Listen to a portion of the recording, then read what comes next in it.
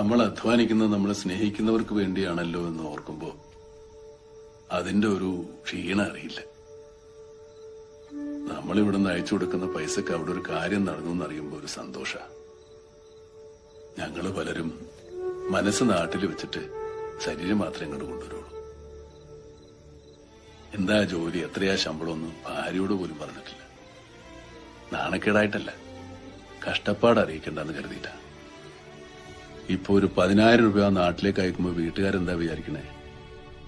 20,000 കിട്ടി, അതിൽ 10 മിച്ചം വെച്ചു 10 അയച്ചോളുന്ന. സത്യത്തില് 7,000 കിട്ടിയിട്ട് 3,000 കടം വാങ്ങിയിട്ട് അയക്കുന്നതാ. തിരിച്ചു കിട്ടുമെന്ന് കരുതി ആർക്കും ഒരു സഹായവും ചെയ്തിട്ടില്ല. തിരിച്ചു കിട്ടുമെന്ന് കരുതി കൊടുക്കുന്നത് സ്നേഹമല്ല, കടം കൊടുക്കല. ജന്മം കൊണ്ട് തന്നെ ദൈവം നമുക്ക് നൽകുന്ന ഒരുപാട് സൗഭാഗ്യങ്ങളുണ്ട്.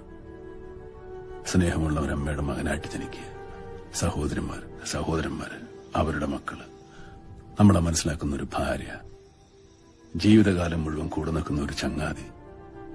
അതൊക്കെ ഓർക്കുമ്പോ ഞാൻ ഒരുപാട് സമ്പന്നനാണ്. ഒരുപാട്. മക്കൾക്കൊക്കെ ഞങ്ങള് വിരുന്നുകാരാ.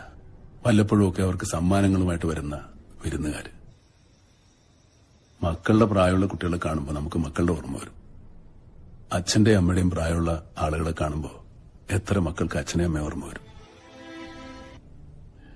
നിങ്ങൾ കാരണം നിങ്ങളുടെ ചുറ്റുമുള്ളവർ സന്തോഷിക്കുന്നുണ്ടെങ്കിൽ, നിങ്ങളുടെ മാതാപിതാക്കൾ ഒരു രാത്രിയെങ്കിലും മനസ്സമാധാനത്തോടെ കിടന്നുറങ്ങുന്നുണ്ടെങ്കിൽ, അതിന് കാരണം നിങ്ങളാണെങ്കിൽ അതാണ് അച്ചീവ്മെന്റ്.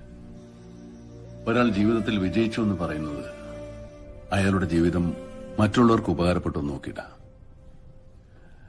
ഞാൻ കാരണമാണ് എന്റെ വീട്ടിലെ പട്ടിണി മാറിയത്, അച്ഛന്റെ കടങ്ങൾ തീർത്തത്, പെങ്ങന്മാരെ കെട്ടിച്ചു വിട്ടത്, ഏട്ടനൊരു തൊഴിലുണ്ടായത്.